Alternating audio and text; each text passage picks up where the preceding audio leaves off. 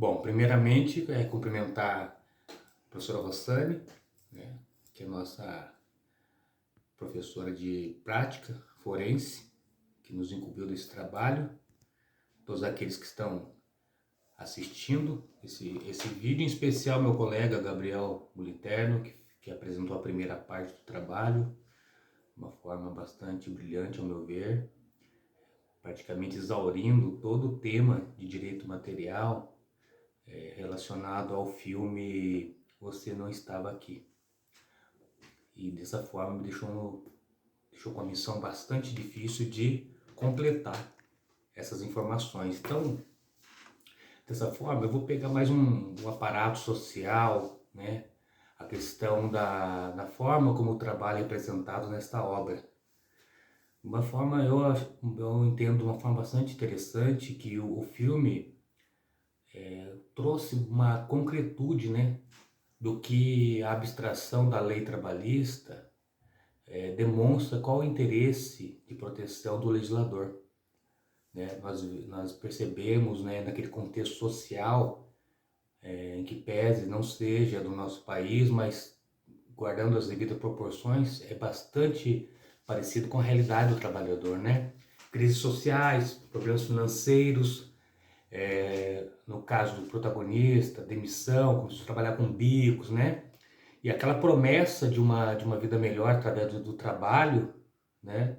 Como nós percebemos que, ou no caso o empregador, né? Traz bastante benesses, né? Promessas, você vai ser seu próprio patrão, você é um colaborador, você faz parte, né? Isso traz para aquele trabalhador que já está bastante deficitário, né? No bem do trabalho, bastante sensibilizado, uma forma de conquista, de querer encontrar o seu lugar no trabalho. E nós percebemos ali que até a própria família, né? A família dele, ela é uma família feliz, é uma família que tem um apoio, todo mundo quer crescer. Os conflitos que geram em torno daquela família têm a ver com a vida profissional que aquele pai de família está tendo, né? A gente vê jornada de trabalho exagerada, né? As dificuldades, sem direito trabalhista nenhum, e a ausência, né, do casal acaba trazendo bastante conflitos dentro daquela família. Então, dessa forma, eu entendo que aquela realidade do filme nos faz analisar o contexto atual sobre a precarização, trazendo mais para próximo de nós a questão daquele trabalhador que, mesmo tendo que abrir mão dos seus direitos, né, não de uma forma legal, formal, mas uma forma socialmente aceitável, né? Quantos e quantos trabalhadores não têm que deixar de receber uma férias, não tem que muitas vezes trabalhar doente para que aquele atestado não apresente o atestado. Então nós verificamos esse tipo de precarização em todas as áreas, né? A questão do profissional, principalmente em cidades menores, cidades pequenas, o medo de não conseguir trabalho, se ele contestar um empregador, se ele entrar na justiça. Quantos de nós já não conhecemos alguém, ou talvez nós mesmos fomos vítimas, né, do assombro, né, do fantasma do desemprego, e que se eu apresentar um atestado eu vou ser dispensado, né? Muitas vezes a gente vê compra de férias é, fora da legalidade. Muitas vezes o trabalhador tem que vender seus 30 dias de férias por um valor ínfimo, né? Já em desacordo com o diploma legal, que, né, dá a condição de negociar os 10 dias, mas nós verificamos os 30 dias e o que está por trás disso, né? Por trás disso, esse medo do desemprego, esse medo de ficar sem a renda que vai suprir a necessidade da família, muitas vezes de um estudo de um filho, de um medicamento, um tratamento, ou a própria necessidade básica mesmo, da alimentação. Então, dentro, né, o Gabriel já falou sobre todos os direitos trabalhistas, né? Isso a gente Mas digamos que aquele caso fosse real, quantos profissionais que passam por aquilo realmente vão procurar a justiça para pleitear seus direitos, né? Quantos dos trabalhadores que passam por aquela mesma situação estão hoje ainda trabalhando sob condições subhumanas, análogas à escravidão, tendo que abrir mão de direitos, indo trabalhar doentes, pela aquela pressão do emprego, da manutenção do emprego. Se submete, né? No caso da pejotização, até que o Gabriel falou na primeira parte, que é para o empregador, né? Em tese, o empregador é benéfico, né? Mas o trabalhador perde o manto da proteção do Estado, né? Eu vejo que toda a conquista, toda a luta do direito do trabalho, dos empregados, né? Todas as revoltas, as revoluções, as greves, as brigas por direito trabalhista, né?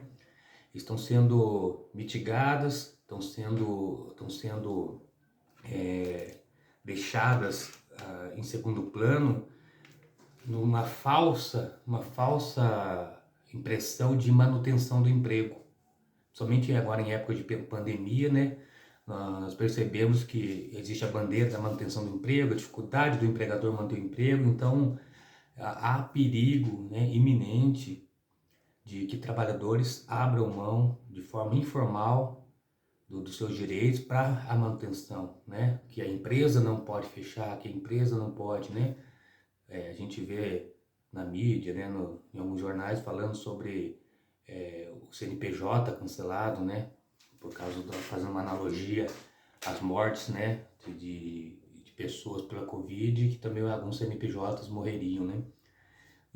Tem que ter haver um olhar bastante atento para a questão trabalhista, para que a liberdade econômica, a liberdade de competição, né, o livre comércio, né, a gente sabe que o empregador é muito importante, né, o trabalho é importante, o trabalho é sustentáculo, né, da sociedade. Então nós não podemos deixar de entender que o trabalhador é o alicerce desse sustentáculo da sociedade, né, o trabalhador é o alicerce para que essa gere economia, para que gere emprego. Então, fazendo esse paralelo, né, que como eu falei, como o Gabriel esgotou todas as questões, né, materiais, ao meu ver, eu gostaria de fazer essa parte dessa reflexão, de pegar como base esse filme, que foi um filme brilhante, né, trazendo bastante a questão social, por mais, como eu disse, que não seja realidade no nosso país, mas existe um paralelo, né, ao sofrimento que causa o excesso, né, de trabalho, as condições degradantes, o assédio moral, né, aqueles direitos, como eu disse, conquistados a muita luta, a grito, a suor, a enfrentamento, sendo hoje colocados em uma situação de dúvida se realmente são benéficos, né, para a economia, e causa aquele problema social, familiar, e aí entra, né, o dano moral, o dano existencial, né, porque aquela família do filme, ela já está perdendo a sua característica, né, a gente percebe que o filho tem deixado de ir para a escola, muitas vezes para chamar a atenção do pai, né, a mãe está num trabalho também que, como ela disse, né, tem uma parte do filme que ela fala que que ela cuida de pessoas e vê o próprio marido, né, necessitando de um acompanhamento. Então, tudo isso aí, eu entendo que a justiça do trabalho precisa ser bastante corajosa para poder repreender e afastar esses comportamentos, né? Trazer dentro da legalidade, existe, claro, tem a pejotização, a uberização, existe os benefícios, mas não pode ser para todo e qualquer trabalhador, né? Ou que tenham critérios bastante definidos e que o trabalhador possa ter o manto da justiça do trabalho para proteger, que é um desafio. É um desafio encontrar esses trabalhadores que se submetem a essas jornadas exageradas, poucos direitos ou quase nenhum direito, né? Aquelas jogadas de empregador para maquiar o que realmente paga, muitas vezes sonegando até fundo, INSS e outras coisas, né? Então a Justiça do Trabalho precisa ter uma visão além dos dias atuais, para conseguir trazer esses trabalhadores, empoderar eles dos direitos, para que eles não tenham medo, né, de procurar esse trabalho. Não adianta, como no caso, né, nós apresentamos na primeira parte todo o direito material, a parte trabalhista, mas eu acredito que trabalhadores naquela mesma situação narrada no filme, são poucos que vão procurar seus direitos, são poucos que vão buscar. Então, pelo medo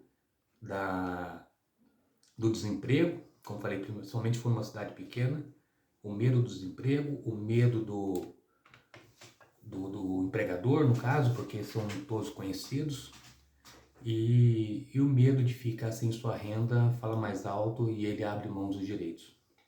Então, para finalizar, aquele direito trabalhista apresentado na primeira parte, né, pelo Gabriel, aliado às questões sociais, dentro do nosso ordenamento jurídico, seria uma defesa, digamos, bastante robusta, porque ali a gente verificou bastante direitos trabalhistas violados, né? Hora extra, o intervalo entre a jornada, a insalubridade, né? Os direitos trabalhistas, o assédio moral, danos morais, danos existenciais, né? Tem a questão também do veículo próprio, que praticamente é custeado todo pelo trabalhador. Então, a questão social, acho que viria mais na questão do dano moral, do dano existencial.